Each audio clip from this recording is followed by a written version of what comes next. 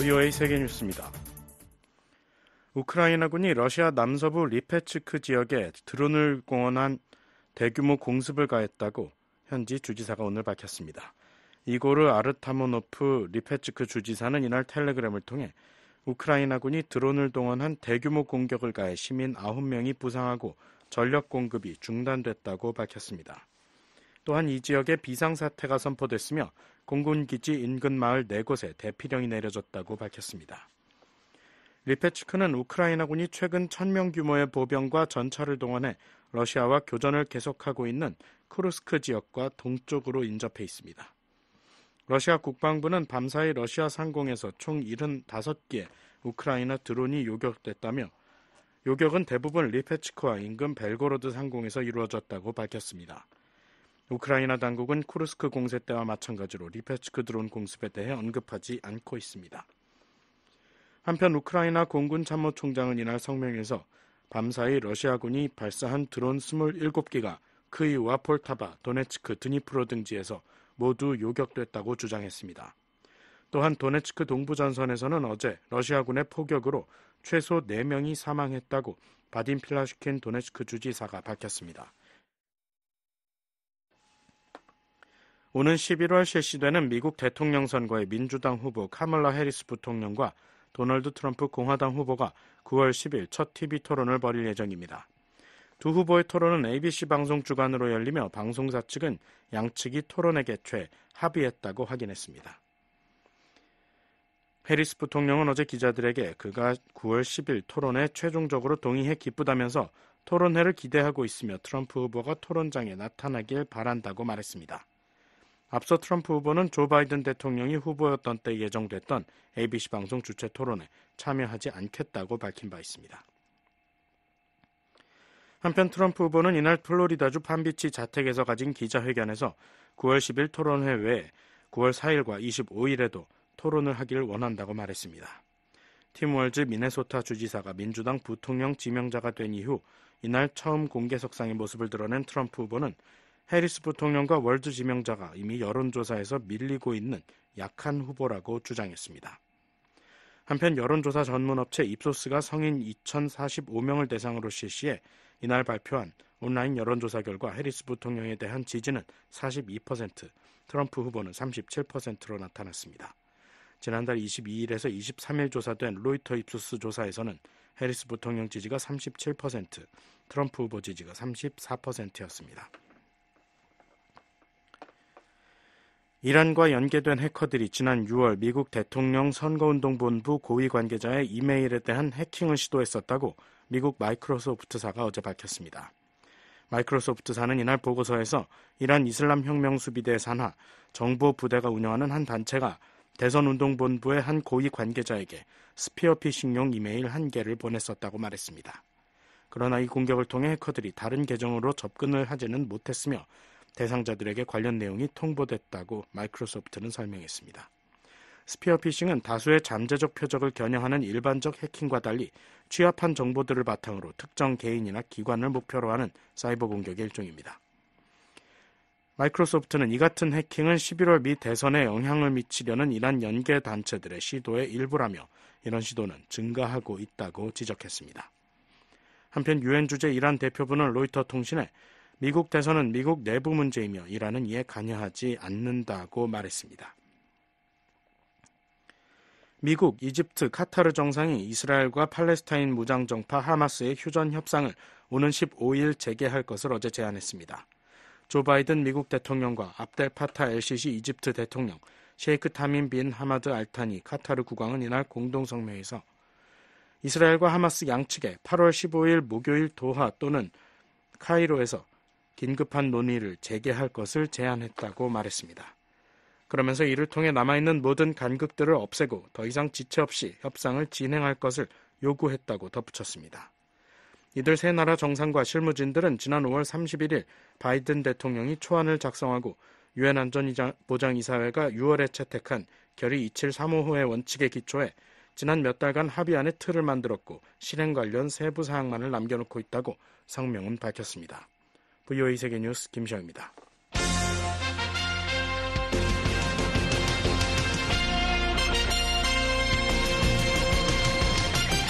VOA News Today. 여러분 안녕하십니까? 2024년 8월 9일 금요일 VOA 뉴스투데이 2부 시작하겠습니다. 진행의 김영교입니다. 이 시간에 보내드릴 주요 소식입니다. 미국 국방부가 신형 미사일 발사대 전방 배치 같은 북한의 행동들은 영내 긴장을 고조시킨다고 지적했습니다. 미국이 한국과 일본 등 영내 동맹과의 협력 강화는 북한 위협 등에 대응하기 위한 방어적 성격이라고 강조했습니다. 북한 주민 한 명이 어제 한강하구 중립수역을 넘어 한국에 망명한 것과 관련해 북한 당국이 탈북을 막기 위한 북중 국경 단속을 강화하면서 동해 또는 서해를 통한 한국으로의 직접 망명 가능성이 높아졌다는 관측이 나오고 있습니다. 내일 북한 날씨는 가끔 구름 많겠고 소나기 오는 것도 있겠습니다. 최저기온은 14에서 25도, 최고기온은 25에서 33도, 바다의 물결은 동해 앞바다 0.5에서 1m, 서해 앞바다 0.5에서 1.5m 일겠습니다. 첫 소식입니다. 미국 국방부가 신형 미사일 발사대 전방 배치 같은 북한의 행동들은 영내 긴장을 고조시킨다고 지적했습니다. 북한과 러시아의 협력 심화에 대한 우려도 거듭 표명했습니다. 이종훈 기자가 보도합니다. 사브리나 싱 국방부 부대변인은 8일 북한이 최근 신형 전술탄도미사일 발사대를 전방에 배치한다고 발표한 것과 관련해 영내 불안정 고조에 대한 우려를 나타냈습니다. I haven't actually seen that announcement, but any type of actions that further destabilize the region and what we've seen from 싱 부대변인은 이날 정례 브리핑에서 관련 질문에 그런 발표는 보지 못했다면서도 하지만 영내를 더 불안정하게 만드는 모든 유형의 행동과 우리가 북한으로부터 본 것, 그들의 그런 행동은 영내 관계를 계속 해치고 영내 불안정을 고조시킨다고 지적했습니다. 앞서 북한 대외관용 조선중앙통신은 4일 신형 전술탄도미사일 발사대 250대가 국경성 부대들의 인도되는 행사가 평양에서 열렸다고 5일 보도한 바 있습니다. 북한 매체가 공개한 사진을 보면 이동식 발사대는 북한이 지난 2012년 4월부터 시험에 나선 근거리 탄도미사일 화성 11라의 발사대인 것으로 추정됩니다. 이 미사일은 사거리가 110km가량으로 알려져 있습니다. 이론적으로는 250대가 동시에 가동되면 한 대당 4기씩 총 1000기의 미사일을 발사할 수 있다는 분석입니다. 군사 전문가인 브루스 벡톨 엔젤로 주립대 교수는 최근 VOA에 북한이 공개한 250대의 신형 전술탄도미사일 발사대와 관련해 한국의 미사일 방어에 매우 위협적이라고 진단했습니다. So this is about ballistic missile defense, and I think these missiles are very threatening to South Korea's. 특히 날아오는 미사일이 너무 많기 때문에 한국은 이런 유형의 공격을 한꺼번에 처리할 수 있는 미사일 방어 역량이 부족하다면서 이는 한국의 탄도미사일 방어 체계에 상당한 위협이 된다고 말했습니다. 한편 싱 부대변인은 이날 정례 브리핑에서 북러 협력 심화에 대한 미 정부의 우려 입장도 거듭 표명했습니다. I think what we've seen is a deepening partnership and cooperation between 싱 부대변인은 러시아가 우크라이나 전쟁에서 북한제 장갑체를 사용한 정황이 공개된 것과 관련한 질문에 해당 보도를 보지 못했다면서도 우리가 본 건 북한과 러시아 간 심화하는 파트너십과 공조라고 생각한다고 말했습니다. 이어 러시아가 이웃 주권 국가를 상대로 불법적이고 비합법적인 전쟁을 계속하고 있는 가운데 러시아의 군수품과 역량을 공급하는 이 심화되는 북러 동맹에 대한 우려를 매우 분명히 해왔다고 밝혔습니다. 그러면서 우리는 북한이 러시아에 군사 지원을 제공하고 있다는 것을 알고 있다며 우리는 우크라이나가 전장에서 성공하기 위해 필요한 것을 갖추는 데 집중하고 있다고 강조했습니다. 북한과 러시아는 국제사회가 구체적인 증거를 제시했음에도 불구하고 양국 간 군사협력 사실을 부인하고 있습니다. VOA 뉴스 이존입니다. 미국이 한국과 일본 등 영내 동맹과의 협력 강화는 북한 위협 등에 대응하기 위한 방어적 성격이라고 강조했습니다. 북한은 이에 반발하며 국방력 강화 노력을 계속할 것이라고 주장했습니다. 안소영 기자가 보도합니다. 브루스 터너 미국 군축대사가 8일 인도태평양 지역에서 미국이 동맹들과 협력하는 것은 영내 불안정에 대응하기 위한 것이라는 점을 강조했습니다. From the perspective of the United States, let me say that we are also about provocative actions by others in the region. 터너 대사는 이날 회의에서 북한의 탄도미사일과 핵무기 증강은 말할 것도 없고 타이완, 필리핀, 호주와 관련한 다른 나라들의 도발적 행동, 남중국해 섬의 군사화, 해상경계와 자유항행권 문제 등을 거론하고 싶다고 말했습니다. 그런 면에서 일본, 한국 같은 핵심 동맹국뿐 아니라 필리핀과의 협력 강화는 방어적 성격이며 안정을 훼손하는 것이 아니라 오히려 안정을 증진하기 위한 것이라고 강조했습니다. In that regard, the strengthening of our partnerships with such key allies such as Japan and the ROK, as well as the Philippines, are defensive in nature and designed to promote stability, not undermine. 아울러 이 같은 활동은 각국의 비확산 의무와도 완전히 일치한다고 덧붙였습니다. 이어 우리가 영내 배치하는 단거리 및 중거리 미사일은 핵 탑재 능력이 없다는 점을 거듭 밝힌다며 대신 중국의 미사일은 실제로 핵 탑재 능력이 있다고 강조했습니다.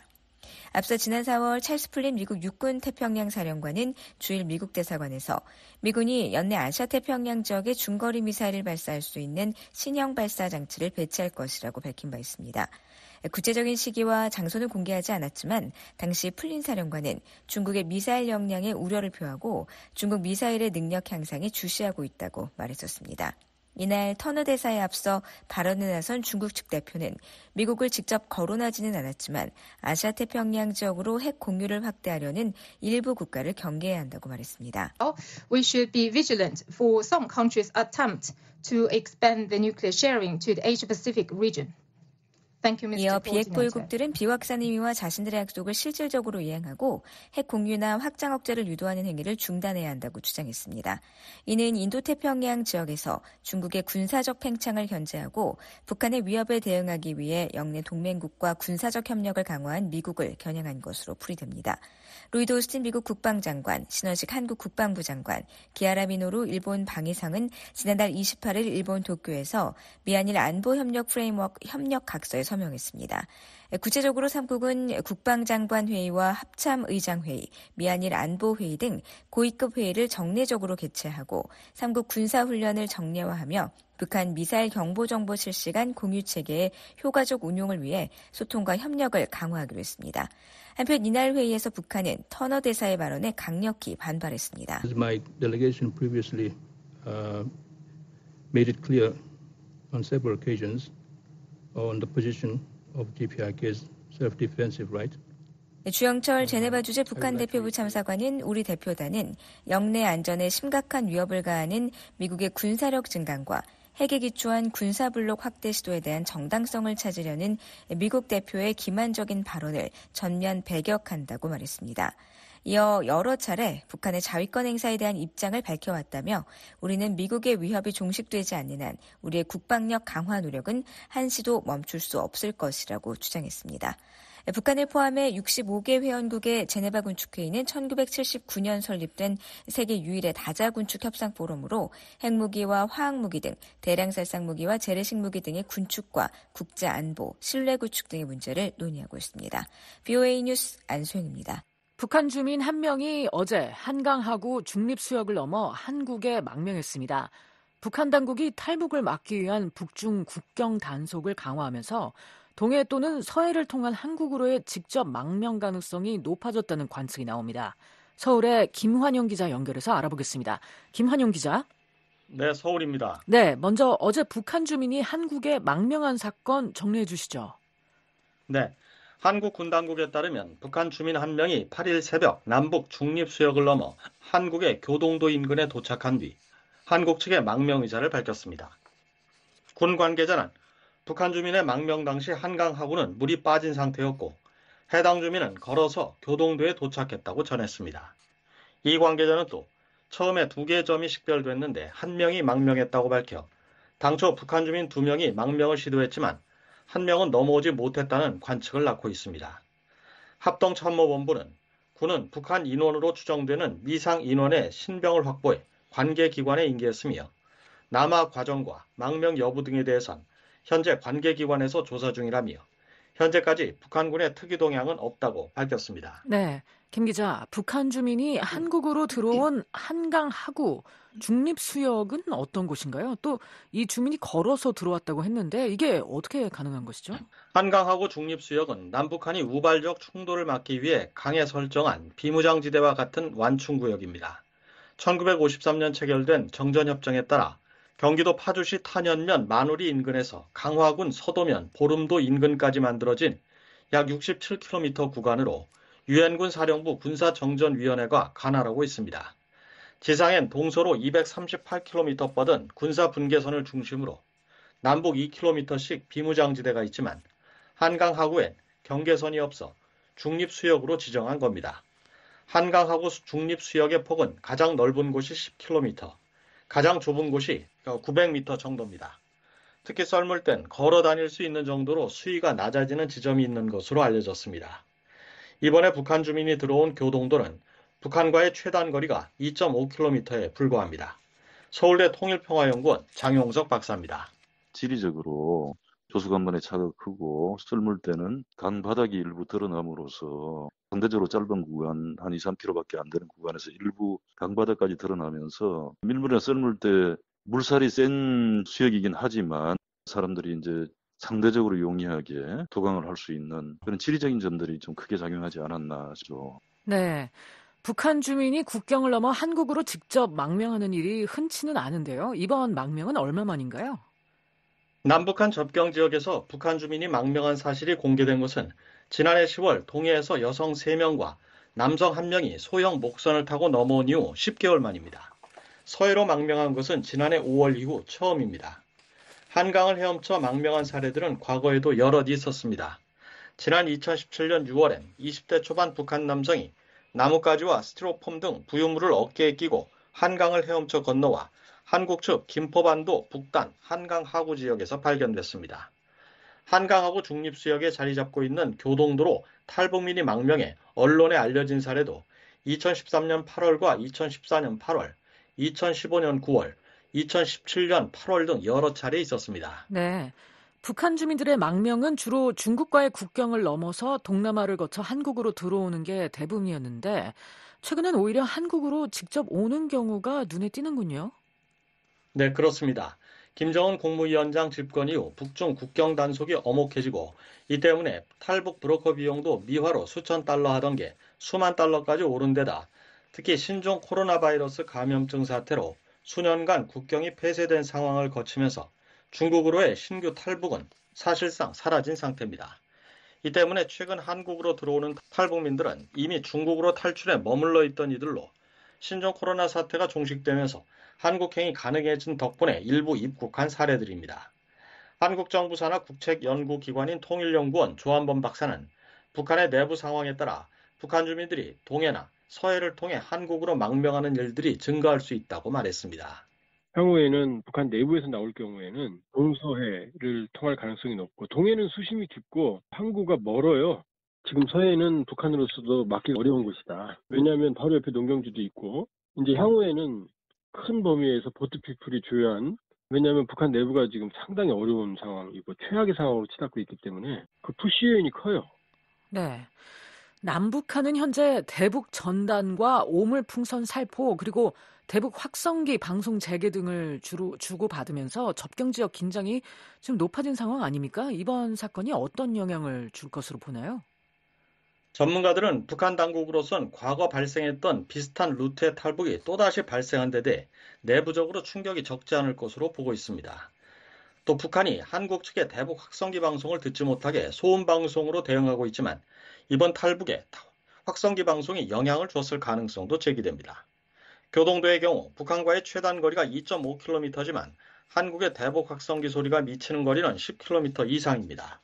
특히 서부전선 쪽 지형이 평지이기 때문에 10km를 훨씬 초과하는 지역까지 영향을 줄 수 있다는 겁니다. 민간 연구기관인 한국국가전략연구원 문성묵 통일전략센터장은 북한이 주민 망명을 빌미로 한국에 시비를 걸거나 긴장을 고조하는 행동으로 나올 가능성은 적다며 그러나 내부적으로 탈북을 차단하기 위한 조치들을 강화할 것이라고 말했습니다. 대한민국의 문제를 제기하면서 시비를 거는 또는 긴장을 고조시키는 그런 조치보다는 허점이 이제 발견됐다라고 생각을 하고 교동도라든지 그 중립수역 일대에서 탈북을 방지하기 위한 강화 조치 이런 것들을 아마 좀 더 촘촘하게 시도하지 않을까라는 생각을 해봅니다. 탈북민과 관련해서 한 가지 소식이 더 있군요. 한국 정부가 탈북민들에 대한 지원을 강화하는 조치에 나섰다고요? 네, 그렇습니다. 김수경 한국통일부 차관은 8일 정부 서울청사에서 북한 이탈주민 보호와 정착지원 협의회를 열고 윤석열 대통령이 지난달 14일 제1회 북한 이탈 주민의 날 기념식에서 탈북민 정착을 위해 했던 약속들과 관련한 후속 조치로 10가지 이행 방안을 마련해 제시했습니다. 이 가운데 눈에 띄는 것은 탈북민의 안정적인 정착을 위해 초기 정착 지원금을 대폭 개선한다는 내용인데요. 현재 탈북민 정착 기본금은 1,000만 원, 미화로 약 7,300달러, 이는 2005년 수준이어서 그동안의 물가 상승 요인 등을 고려해 현실에 맞게 인상한다는 방침입니다. 구체적인 액수는 이번 시행 계획에 제시되지 않았지만 최저임금과 연동하는 방안을 검토할 예정입니다. 탈북민 정착 지원 기관인 남북하나재단의 김영희 대외협력부장은 탈북민들이 초기 정착금을 받지만 탈북 브로커 비용에도 턱없이 모자라다고 말했습니다. 여기까지 들어오려면 브로커를 끼지 않고는 들어올 수가 없어요. 그러니 북한을 떠나오는 사람들은 한국에 입국을 하려면 당연히 브로커 비용이 들어가니 그건 필수적인 요건이고 그 비용을 어느 정도 감안해줘야 되지 않냐. 왜? 그걸 안 해주면 초기 정착이 어려우니까요. 통일부는 또 중국 등 제3국에서 출생한 탈북민 자녀에 대한 교육 지원도 제도화할 방침입니다. 탈북민 가정 내 자녀 중 제3국 출생의 비율이 71.1%를 차지하고 있지만 한국의 현행법상 이들에 대한 체계적인 교육 지원 근거가 없습니다. 통일부는 북한 이탈 주민법을 개정해 교육 지원 대상에 이들도 포함하는 방안을 추진하기로 했습니다. 서울에서 VOA 뉴스 김환용입니다. 북한 정보기술 노동자들이 미국에 거주하는 것처럼 속여 원격 근무를 할 수 있도록 도운 혐의로 미국 남성이 기소됐습니다. 미국 법무부는 이 남성이 북한의 무기 프로그램 자금 조달을 도왔다는 점을 강조했습니다. 이종훈 기자가 보도합니다. 미 법무부는 8일 테네시주 내슈빌에 거주하는 매튜 이상 누트가 북한의 불법 무기 프로그램 자금 조달을 도운 혐의로 체포됐다고 밝혔습니다. 법무부는 이날 공개한 보도자료에서 누트는 미국과 영국 기업에 외국인 정보기술 노동자들을 원격 채용되도록 하는 계획에 가담했다며 그들은 실제로 북한 행위자들이었다고 지적했습니다. 구체적으로 누트는 훔친 신분을 사용해 북한 IT 노동자들이 미국 시민으로 위장하도록 도왔고 자신의 거주지에 회사의 휴대용 컴퓨터를 보관했으며 무단으로 소프트웨어를 다운로드하거나 설치해 접근을 용이하게 하는 한편 북한 및 중국 행위자들과 연계된 계좌 등으로 원격 IT 작업을 하고 받은 보수를 세탁하는 데 공모한 혐의를 받고 있다고 설명했습니다. 그러면서 이 사기에 속은 미국의 미디어, 기술 및 금융회사들은 수십만 달러의 손해를 입었다고 지적했습니다. 기소장에 따르면 누트는 2022년 7월부터 2023년 8월경 사이 자신의 내슈빌 거주지에서 미국과 영국의 IT 회사들이 미국에 거주하는 IT 인력을 고용했다고 믿게끔 속이게 하기 위한 소위 랩톱팜을 운영했습니다. 랩톱팜은 여러 대의 휴대용 컴퓨터를 사용하는 환경 또는 네트워크를 의미하는 것으로 기술 지원이나 원격 작업을 위해 여러 대의 휴대용 컴퓨터를 운영하며 특정 작업을 수행하는 기업이나 조직을 비유한 표현입니다. 법무부는 누트가 원격 데스크톱 애플리케이션을 통해 북한 IT 직원들이 중국에서 일하면서도 회사에는 내슈빌에 있는 앤드류 M의 거주지에서 일하고 있는 것처럼 보이게 했다고 설명했습니다. 그러면서 이 계획에 참여한 대가로 누트는 양디라는 이름의 외국 기반 조력자로부터 매달 서비스 수수료를 받았다고 지적했습니다. 누트는 자금 세탁 및 불법 신분 도용 등 여러 중범죄 혐의로 기소됐으며 유죄 판결 시 최대 20년의 징역형을 받을 수 있습니다. 매튜 윌슨 법무부 국가안보 담당 차관보는 이번 기소는 원격 IT 노동자를 고용하는 미국 기업들에 북한의 위협이 커지고 있으며 고용 과정에서 경계가 필요하다는 분명한 경고가 될 것이라고 밝혔습니다. 헨리 레벤티스 테네시주 중부지검장은 북한이 고도로 숙련된 수천 명의 정보기술 인력을 전 세계에 파견해 무고한 기업들을 속이고 국제 제재를 회피해 위험한 무기 프로그램에 자금을 조달하도록 하는 사기를 치고 있다고 지적했습니다. 미국의 사이버 전문가인 제니전 조지타운대 안보신기술센터 연구원은 최근 VOA에 북한 IT 노동자들의 해외 위장 취업 문제와 관련해 북한이 정권 등의 자금을 지원하기 위해 수익을 창출하려는 많은 방법 중 하나라고 지적했습니다. This is one of many ways that they try to generate revenue, whether it's to fund the regime. 전 연구원은 신종 코로나 바이러스 기간 많은 기업들이 원격 근무로 전환하면서 북한의 이 같은 위장 취업 작전 확산에 영향을 끼쳤다고 말했습니다. One other thing is, the fact that during the pandemic, a lot of companies switched. 앞서 지난 5월 미 법무부는 북한 정보기술 노동자들이 미국 시민이나 미국 거주자인 것처럼 속여 미국 회사에서 원격 근무할 수 있도록 한 사기 음모에 가담한 혐의로 미국 애리조나주에 거주하는 여성 크리스티나 마리 체프먼과 우크라이나 남성 올렉산드르 디텐코, 그 외 외국 국적자 3명을 기소했습니다. 미국 국무부와 연방수사국, 한국 외교부와 경찰청, 국가정보원은 지난해 10월 공동 공익 발표문 형태의 합동주의보를 공개하고 북한 IT 근로자들의 새로운 취업 수법 등을 지적하면서 미국 기업들의 주의를 당부한 바 있습니다. VOA 뉴스 이존입니다. 북러 밀착으로 인한 북중 관계 이상 기류 속에 한중 간의 고위급 대화 개최 등 관계 개선 움직임이 일고 있습니다. 한국과 미국이 이 기회를 활용해 중국이 북러 밀착을 견제하도록 설득해야 한다는 지적이 나오는 가운데 일각에선 중국 자체가 문제의 일부란 비판도 나옵니다.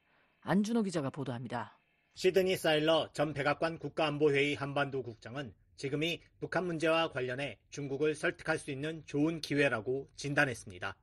사일러 전 국장은 8일 BOA와의 전화통화에서 중국과 북한 관계에 일종의 긴장이 있는 것 같다며 중국은 러시아와 북한 사이의 긴밀한 관계를 주시하고 있다고 말했습니다.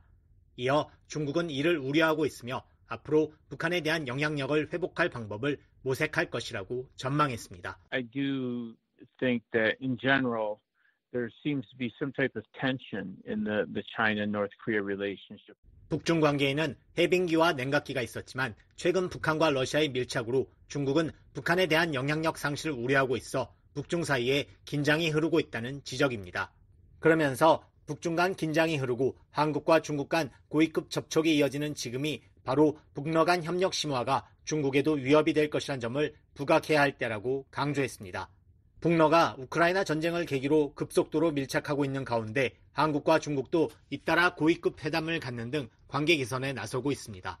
지난 5월 서울에서 한중일 3국 정상회의를 가진 데 이어 블라디미르 푸틴 러시아 대통령이 방북 당일인 지난 6월 18일 서울에서 한국과 중국 양국 외교부와 국방부가 참여하는 2+2 외교안보 대화를 가졌습니다. 또 지난 7월엔 서울에서 한중 외교차관 전략대화가 열렸습니다. 양국 차관이 대면으로 만난 건 2017년 6월 이후 7년 1개월 만이었습니다. 사일러 전 국장은 러시아의 지원을 통해 북한의 군사력 강화가 초래하는 위험이 커지고 있다면서 중국이 이런 불안정 요인들을 바라보고 있을 때 미국과 한국은 중국이 중요한 역할을 하고 있다는 것을 계속 상기시키고 중국이 북러 밀착을 견제하도록 노력해야 한다고 말했습니다. 이어 동북아에서 북러 관계가 초래할 가능성들은 미국과 한국의 이익과 마찬가지로 중국의 이익에도 똑같이 해롭다면서 중국이 이런 종류의 협력을 억제하기 위해 북러에 접근하는 데 있어 더 단호하게 행동해야 한다고 중국을 설득해야 한다고 말했습니다.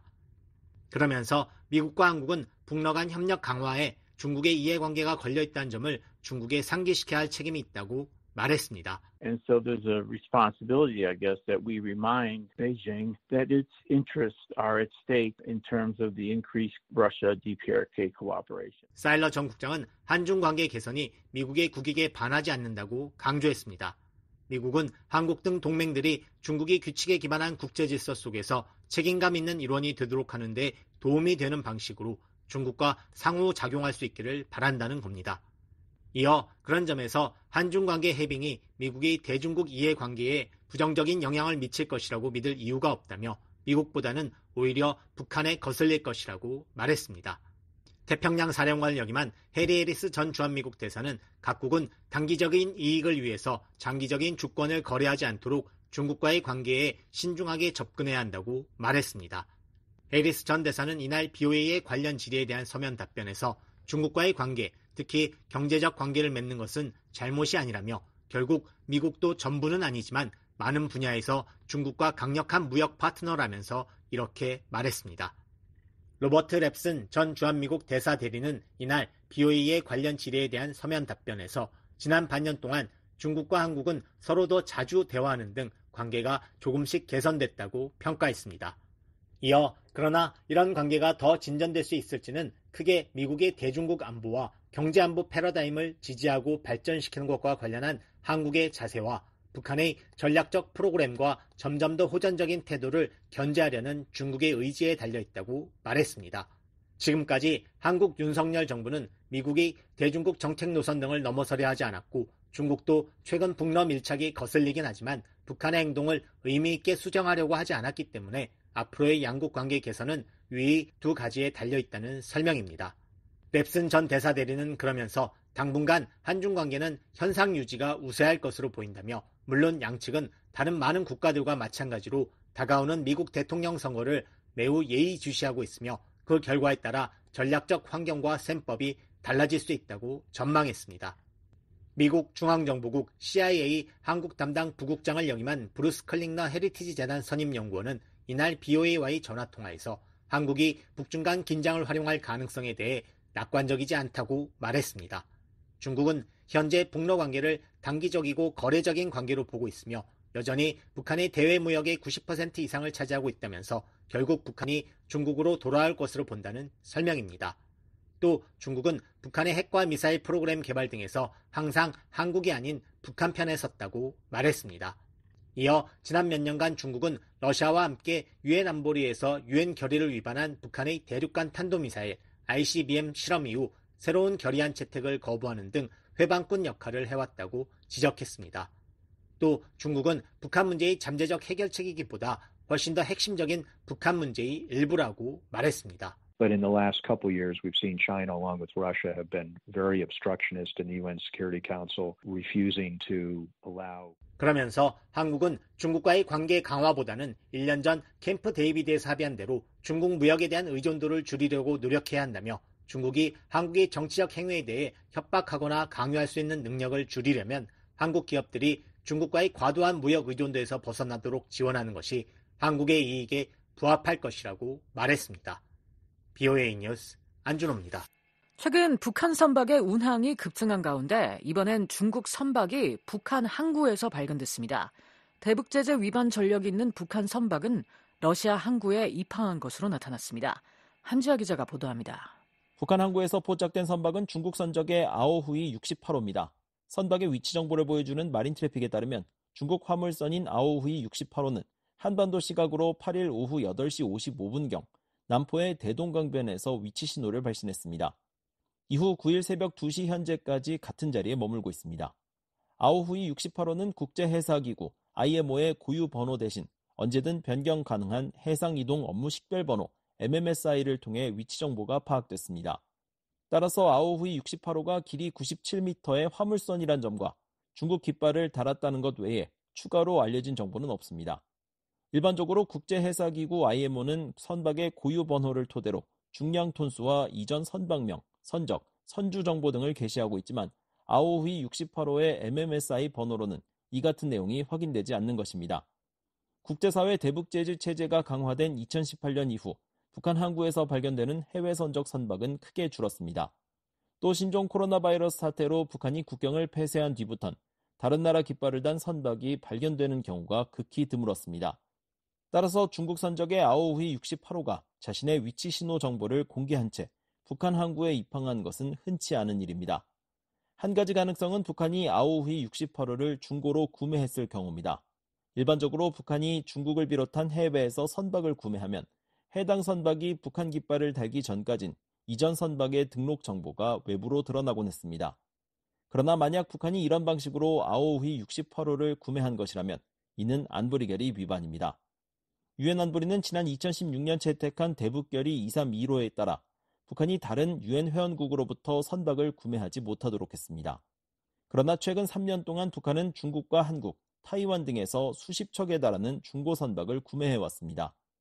남아프리카 공화국 해군 대령 출신으로 유엔 안보리 대북제재위원회 전문가 패널에서 활동한 닐 와츠 전 위원은 7일 BOA와의 전화통화에서 북한의 중고 혹은 신규 선박 구매는 유엔 제재 위반이지만 전문가 패널이 지난 3년간 보고한 것처럼 북한은 많은 중고 선박을 취득했다고 말했습니다. It's a violation of the resolutions for North Korea to acquire new or used vessels. Obviously in this case they've acquired a whole lot of used 이어 지난 3년간 50에서 70척의 선박을 인수한 것으로 추정된다면서 선박의 명의를 도용하고 바꾸는 행위를 많이 해서 정확한 내용은 파악하기 어렵지만 북한이 선박 시장에 접근하고 있는 것만큼은 분명하다고 지적했습니다. BOA는 중국 정부의 아오후이 68호의 북한 입항과 관련된 내용을 문의한 상태로 현재 답변을 기다리고 있습니다. 이런 가운데 북한 선박 금야호는 러시아 블라디보스토크 항에 입항했습니다. 마린 트래픽에 따르면 금야호는 현지 시각으로 7일 오후 5시 20분경 블라디보스토크의 개선 장소에 도착한 뒤 9일 새벽 현재까지 대기 중입니다. 금야호는 지난해 6월 블라디보스토크에서 약 90km 떨어진 나호카 항구에 입항하며 많은 주목을 받았습니다. 이어 지난달 15일엔 블라디보스토크 항의 모습을 드러냈었습니다. 따라서 금야호의 이번 러시아 항구 입항은 약 3주 만입니다. 금야호의 러시아 입항이 주목되는 건 이 선박의 과거 행적 때문입니다. 지금은 해체된 유엔 안보리 대북제재위원회 전문가 패널은 지난 2022년 발행한 연례 보고서에서 금야호의 제재 위반 사례를 지적한 바 있습니다. 2021년 5월 청진에서 선적한 석탄을 중국의 닝보 저우산항에 하역했다는 내용이었습니다. 앞서 익명을 요구한 유엔 관계자는 지난해 금야호가 러시아 항구에 입항했을 당시 BOA에 이 선박이 안보리 결의를 위반하며 북한산 석탄을 수출했다는 내용이 유엔 안보리 대북제재위원회 전문가 패널 보고서에 언급된 사실을 확인할 수 있다고 말했었습니다. 한편 최근 중국 닝더 인근 해상에서 포착됐던 북한 유조선 천마산호는 9일 새벽 북한 남포항으로 되돌아갔습니다. 천마산호는 유엔 회원국으로부터 자산 동결과 입항 금지 조치를 받아야 하는 제재 대상 선박이지만 최근 BOA는 천마산호가 모항인 북한 남포에서 약 1,400km나 떨어진 중국 근해에서 발견됐다고 전한 바 있습니다. 특히 천마산호가 발견된 동중국해는 과거 북한 선박이 제3국 선박과 불법 환적을 통해 유류를 건네받은 곳으로 잘 알려져 있습니다. 따라서 천마산호가 불법으로 유류를 획득해 북한으로 돌아온 것인지 주목됩니다. 앞서 미국 주재 중국 대사관은 지난 1일 천마산호가 중국 인근 해상에서 포착된 것과 관련한 BOA의 질의에 안타깝게도 구체적인 내용은 알지 못한다며 관련 기관에 문의하길 바란다고 밝힌 바 있습니다. BOA 뉴스 함지아입니다. 중국 정부가 미한일 3국이 새로운 대북제재 감시 체계의 연내 발족을 추진하는 것에 대해 사실상 반대 의사를 밝혔습니다. 미국 국무부는 대북제재는 국제사회의 조율된 노력의 일환이라며 중국도 이를 준수하라고 촉구하고 있습니다. 안준호 기자입니다. 유펑의 주미 중국 대사관 대변인은 8일 미한일이 새 대북제재 감시 체계의 연내 발족을 추진하는 것과 관련한 BOA 논평 요청에 군사적 억지력에 의존하고 제재와 압박을 가하는 것은 이견을 심화시키고 긴장을 고조시킬 뿐이라고 말했습니다. 류 대변인은 우리는 한반도의 평화와 안정을 보장하고 한반도 문제의 정치적 해결을 진전시키는 것이 모든 당사자의 공동 이익에 부합한다고 믿는다며 이렇게 밝혔습니다. 이어 우리는 관련 당사국들이 언행에 신중을 기하고 이미 매우 복잡하고 어려운 한반도의 긴장을 고조시키지 말 것을 촉구한다고 말했습니다.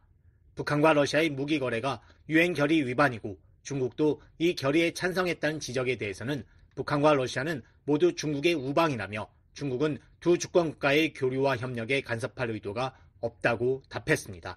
앞서 데니얼 크리튼 브링크 미 국무부 동아시아 태평양 담당 차관보와 조구레 한국 외교부 외교전략정보본부장, 나마즈 히로유키 일본 외무성 아시아 대양조 국장은 7일 유선 협의를 갖고 유엔 안보리 전문가 패널의 임무를 대체할 새로운 대북 제재 감시 체계를 연내에 설립 발족하기로 합의했습니다. 유엔 안보리는 지난 3월 28일 전문가 패널 임기 연장안을 표결에 붙였지만 상임이사국인 러시아가 거부권을 행사하고 중국이 기권하면서 부결됐습니다. 데니스 와일더 전 백악관 아시아 담당 선임 보좌관은 7일 BOA와의 전화통화에서 러시아와 중국 모두 북한에 대한 제재 감시 활동을 계속하지 않기로 결정한 것은 매우 유감스러운 일이라면서 그러나 러시아와 중국이 동의하지 않는다고 해서 포기할 수는 없다고 말했습니다. We can't just give up because the Russians and the Chinese won't agree. We have done many sanctions activities outside of the UN. 이어 우리는 유엔 밖에서 많은 대북 제재 활동을 해왔고 이를 위해 미국과 일본, 한국의 법률 내에서 권한을 만들 수 있다면서 그것이 우리에게 있는 유일한 대안이라고 말했습니다. 지난달 미국 재무부가 북한 미사일 개발을 지원한 중국인과 중국 기업을 제재한 데 대해 중국이 반발하자 국무부는 제재는 국제사회의 조율된 노력의 일환이라며 중국도 대북 제재 결의를 준수하라고 촉구한 바 있습니다.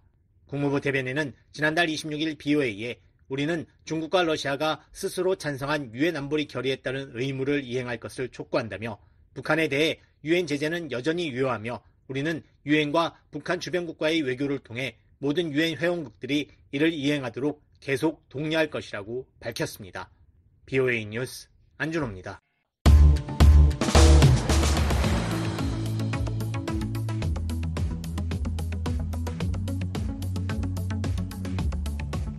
한국 내 주요 뉴스를 소개해드리는 한국은 지금입니다. 최원기 기자 나와 있습니다. 어서 오세요. 안녕하십니까. 네, 오늘은 어떤 소식 있나요?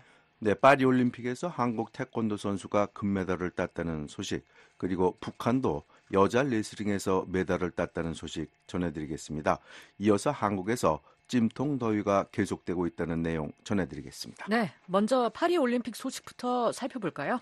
네, 올림픽은 이제 13일째인데요. 현재 한국은 금메달 13개, 은메달 8개, 동메달 7개로 6위를 달리고 있습니다. 1위는 금메달 30개를 딴 미국이고 2위는 금메달 29개를 딴 중국, 3위는 금메달 18개를 딴 호주입니다. 북한은 은메달 2개, 동메달 4개로 59위입니다. 네, 한국이 어제에 이어 또 금메달을 땄어요. 네, 한국의 여자 태권도 김유진 선수가 8일 올림픽 금메달을 땄습니다. 김유진 선수는 올림픽 태권도 여자 57kg급 결승전에서 이란의 나이드 키아니찬데 선수를 2대0으로 누르고 금메달을 땄습니다. 네, 태권도는 한국이 종주국인데 그동안 올림픽에서 메달이 안 나왔었죠? 그렇습니다. 태권도가 정식 종목으로 채택된 것은 지난 2000년 시드니 올림픽 때부터인데요. 태권도가 정식 종목으로 채택된 다음 한국은 메달을 휩쓸었지만 2012년 런던 올림픽 대회부터는 메달을 하나도 못 땄습니다. 그래서 김유진 선수가 이번에 딴 메달은 2체급에서 16년 만에 나온 금메달입니다. 네, 이렇게 되면 한국은 금메달을 13개 딴 것인가요? 그렇습니다. 전날 태권도에서 박태준 선수에 이어 김유진 선수가 금메달을 따서 한국이 파리올림픽에서 딴 금메달은 13개가 됐습니다. 이는 지난 2008년 베이징 대회 그리고 2012년 런던 대회에서 한국이 딴 금메달과 같은 숫자입니다. 네, 이날 북한도 메달을 땄지요? 그렇습니다. 북한 레슬링의 최효경 선수가 여자 53kg급 경기에서 동메달을 땄습니다. 최효경 선수는 8일 레슬링 여자 자유형 53kg급 동메달 결정전에서 독일의 윈델 아니카 선수를 10대0으로 이겨서 메달을 땄습니다. 이는 북한이 이번 올림픽에서 딴 6번째 메달인데요. 최효경 선수가 동메달을 따면서 북한은 메달 순위 59위를 기록했습니다. 네, 그런데 올림픽에서 북한에 대한 제재 위반 문제가 불거지고 있다면서요? 그렇습니다. 국제올림픽위원회 IOC는 파리올림픽에 참가한 선수 전원에게 올림픽 공식 후원사인 한국 삼성전자의 스마트폰 갤럭시 플립 6를 제공했습니다. 문제는 스마트폰과 같은 전자기기는 군사용으로 전용될 수 있는 이중용도 물품이라서 유엔 안보리 대북 제재 결의 23975에 따라 북한에 제공하는 것이 위반이라는 겁니다. 그래서 일부 언론이 문제를 제기했는데요. IOC는 8일 우리는 북한 선수단이 삼성폰을 받지 않았음을 확인한다고 공식 입장을 밝혔습니다. IOC가 북한이 삼성 핸드폰을 받지 않았다고 부인함에 따라 이 문제는 일단락되는 분위기입니다. 네, 다음 소식입니다. 한국에서는 찜통 더위가 계속되고 있군요. 네, 지난 7일은 가을의 시작을 알리는 입추였지만 한국에서는 찌는 듯한 무더위가 계속되고 있습니다.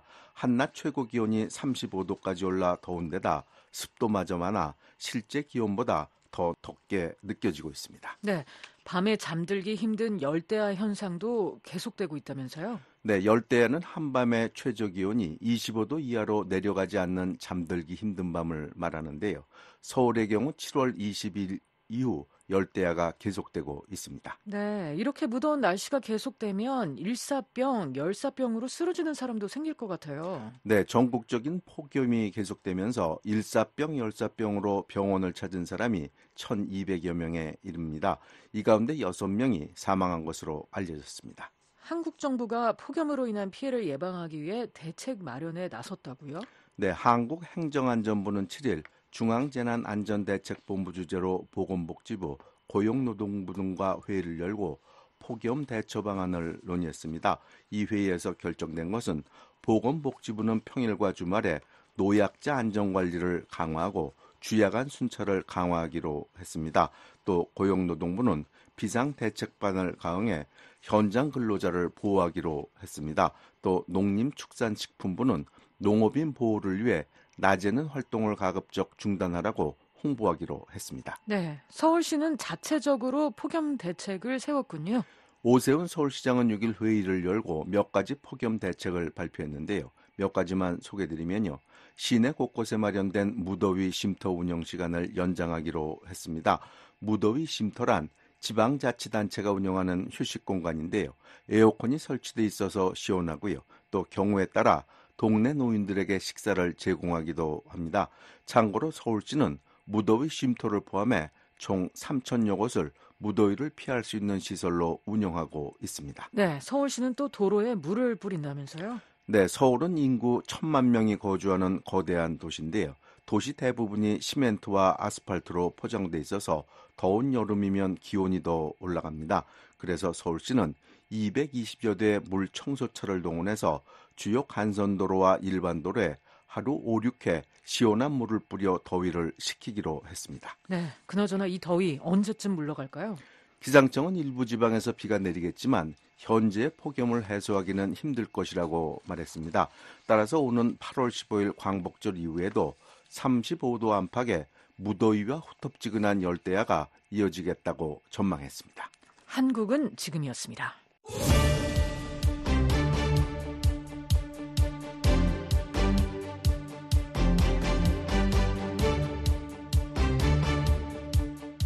지난 한 주 동안 미국 미디어에 등장한 주요 한반도 관련 얘기들을 간추려드리는 코리아 인 더 뉴스입니다. 노시찬 기자와 함께합니다. 안녕하세요. 안녕하세요. 네, 이번 주부터 매주 한 차례씩 미국 주요 미디어에 실린 최근 한반도 관련 기사들을 살펴볼 텐데요. 요즘 들어서 미국 언론에는 어떤 내용들이 주로 많이 다뤄지고 있습니까? 아무래도 북한 문제, 남북 간의 긴장, 미국 관계 등이 주류를 이루고 있고요. 특히 지금은 파리 올림픽이 열리고 있어서 한국 선수들의 활약상도 꽤 많이 소개가 되고 있습니다. 그리고 현대사회는 인사매체나 방송뿐 아니라 수많은 전자미디어들이 온갖 이야기들을 전해주고 있는데요. 이런 데는 한국의 문화에 대한 기사도 자주 등장하고 있습니다. 시간 관계상 이 모든 것을 다 전해드릴 수는 없지만 중요한 것들을 간추려 살펴보도록 하겠습니다. 네. 여러 신문 방송에서 김정은 북한 국무위원장이 신형 전술탄도 미사일 발사대 전달식을 가졌다는 소식이 눈에 띄는데요. 이 내용부터 소개해 주시죠. 네, 김정은 위원장이 연설을 하는 사진과 함께 자세히들 전하고 있는데요. 특히 CNN 방송은 지난 4일 북한이 250기의 새 전술탄도 미사일 발사대를 군 지휘관들에게 인계하는 행사를 열었다고 보도했습니다. 노동신문에 실린 사진에는 김정은 국무위원장 앞에 도열한 대형 초록색 트럭에 이동식으로 보이는 발사대가 실려 있다고 이 방송은 보도하면서 트럭들이 행사장으로 들어오자 군중이 환호성을 울리고 폭죽이 터졌다고 전했습니다. 김정은 위원장은 새로운 미사일 발사대는 모두 자체 기술로 만들어진 것이고 앞으로 국경부대에 배치될 미사일의 1단계일 뿐이라고 말했다고 덧붙였습니다. CNN 방송은 남북한과 북한 사이에는 이미 세계에서 가장 큰 군사력이 대치하고 있는 곳 중 하나라며 평양 측은 이미 오래전부터 막대한 야포와 군사장비를 남쪽을 향해서 배치해놨다고 주장하고 있다 이렇게 전했습니다. 그렇군요. 시사 주간지 뉴스위크도 최근호에서 관련 기사를 싣고 있군요. 그렇습니다. 뉴스위크는 최근호에서 북한 외무성이 조선중앙통신을 통해 미국과 그 동맹은 그들의 도발적 행동으로 인한 참사에 대해 모든 책임을 져야 할 것이라고 주장했다고 전했습니다. 이 잡지는 북한의 미사일 발사, 북러 간의 군사협력, 쓰레기 풍선 사건, 한국의 대북 확성기 방송 재개 등으로 한반도가 수십 년 만에 가장 고도의 긴장 상태를 보이고 있다고 전했습니다. 뉴스위크는 워싱턴과 서울 간 2023년 4월에 핵협의그룹 결성 후에 북한은 미, 한이 평양을 겨냥해서 핵전쟁 계획을 수립했다며 강도 높은 비난을 이어가고 있다고 보도했습니다. 네. 안보, 국방 문제 등을 집중 보도하는 디펜스 뉴스는 7일 북한이 한국의 방위 산업을 본따서 군장비 수출을 늘릴 길을 찾고 있다는 전문가의 기고를 싣고 있더라고요. 네, 한국국방대학교 김영준 교수의 견해인데요. 한국의 방위 산업은 K-팝이나 K-드라마처럼 국제 무대에 떠오르는 별이 되고 있다. 유럽 여러 나라들이 한국의 군장비를 사기 위해서 국방 예산을 늘리고 있다. 이렇게 분석하고 있는데요. 북한의 방위산업도 러시아라는 크고 새로운 고객을 확보했다는 것입니다. 네. 김 교수는 러시아는 북한의 포탄을 원하고 북한은 자국 인력을 러시아에 보내서 대륙간 탄도미사일이나 잠수함 발사 미사일, 인공위성 등에 대한 기술 정보를 얻기를 원하고 있다고 분석했습니다. 북한은 K-방위산업, 즉 한국의 예를 거울 삼아서 경제개발을 모색하고 있다는 것이 주 내용인데요. 또 하나 관심을 끄는 것은 북한은 러시아, 중국 합동군사훈련에 동참하라는 초청을 받고 있고 그렇게 된다면 이는 동북아시아의 구도에 게임 체인저가 될 수 있다. 즉 큰 변화를 가져올 수도 있다고 전망하고 있습니다. 네. 프랑스 파리에서는 이제 2024 하계 올림픽이 거의 끝나가고 있는데요. 한국 선수들의 활약상도 미국 언론에 꽤 많이 등장한 것 같아요. 주요 기사들 간단히 소개해 주시죠. 네, 이 파리 올림픽은 개막식 때부터 한국과 북한을 장내 아나운서가 잘못 소개해서 말썽이 나는 등 한국 관련 소식이 꽤 많이 등장했습니다. 선수들의 활약상에 있어서는 대부분 흐뭇한 내용들이었습니다. USA 투데이 신문은 한국이 양궁에서 올림픽 역사상 가장 강력한 왕조를 구축하고 있다면서 올해 올림픽에서도 여자 양궁이 단체전에서 10연패의 위협을 달성했다고 찬양했습니다. 마지막 발사에서 두 한국 선수의 화살이 9점과 10점 사이에 걸쳤는데 확대경까지 동원을 해서 심사한 결과 둘 다 10점으로 인정돼서 중국을 물리치고 우승을 하게 됐다고 자세히 설명을 했습니다. 네. 이 1988년부터 매번 금메달을 차지한 여자 양궁팀은 앞으로 로스앤젤레스 올림픽에서도 우승을 한다면 무려 40년 동안을 왕조로 군림할 것이다. 이렇게 전하고 있습니다. 네. 남북한 탁구 선수들이 함께 사진을 찍는 모습도 여러 언론에 보도가 된 것 같아요. 네, 뉴욕타임스는 혼합 복식에서 금메달을 딴 중국과 은메달의 북한, 동메달의 한국 선수들이 환하게 웃으면서 함께 삼성 휴대폰으로 사진을 찍었다고 보도했습니다. 스포츠 전문 매체인 스포팅 뉴스는 스포츠야말로 위대한 단합의 매개체이며 올림픽만큼 그걸 잘 보여주는 데도 없다고 썼습니다.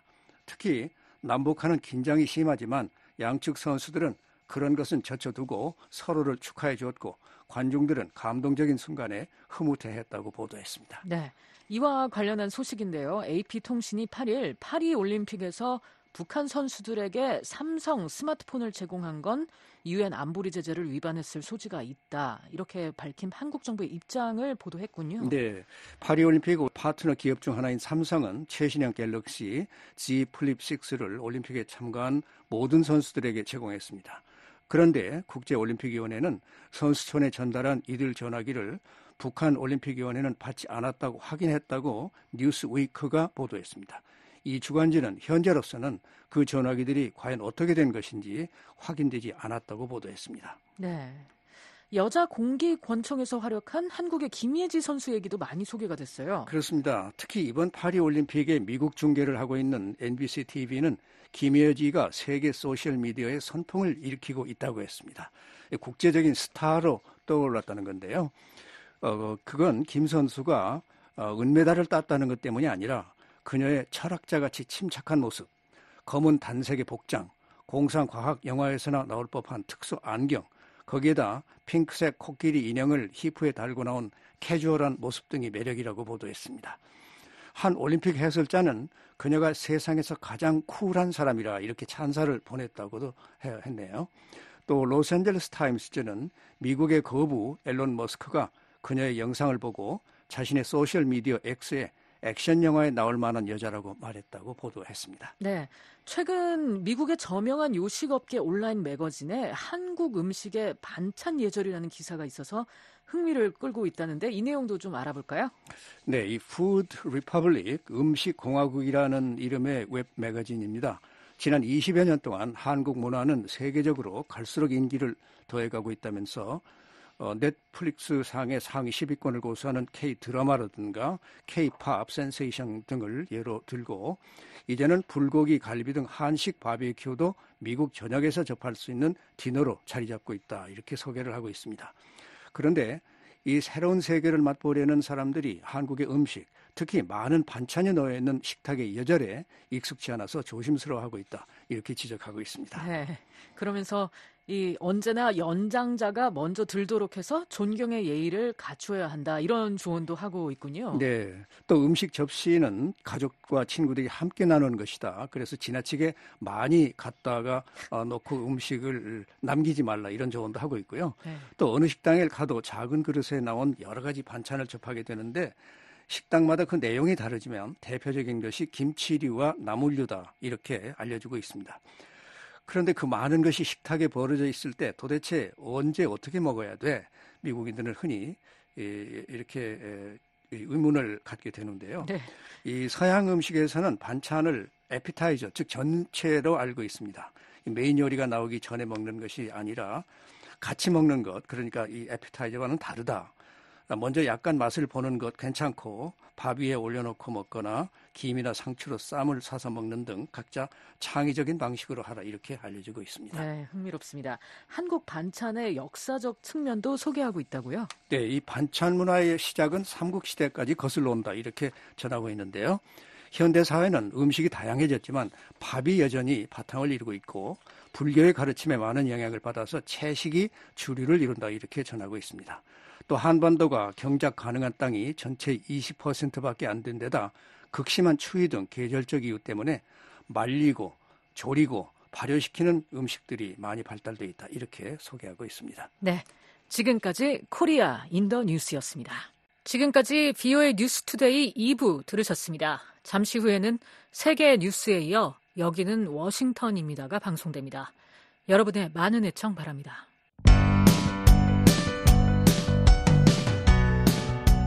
VOA 방송은 VOA 플러스를 통해 시청하실 수도 있습니다. VOA 방송의 스트리밍 앱으로 애플 TV와 애플 휴대기기, 안드로이드 TV와 안드로이드 휴대기기, 삼성 TV, LG TV, 아마존 파이어 TV에서 이용할 수 있습니다. VOA 플러스를 통해 VOA TV 방송의 뉴스와 다큐멘터리, VOA 매일 영어 플러스를 만나보십시오. VOA 플러스 앱은 광고가 없으며 구독 없이 사용할 수 있습니다.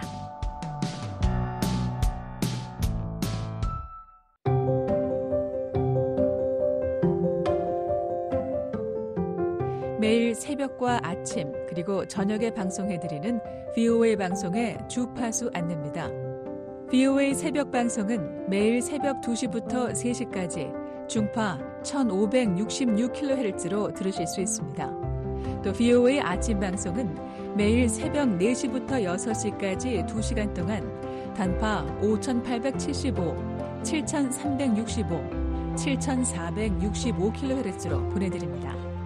그리고 VOA 저녁 방송은 매일 밤 8시부터 자정까지 4시간 동안 중파 1188kHz로 청취하실 수 있습니다. 밤 9시부터 10시까지 1시간 동안은 단파 9350, 9490, 12080kHz로 밤 10시부터 11시까지 1시간 동안은 단파 9350, 12045, 12080kHz로 또 밤 11시부터 12시까지는 단파 9405, 12045, 12080kHz로 청취 가능합니다. 저희 VOA 방송은 인터넷으로도 들으실 수 있습니다.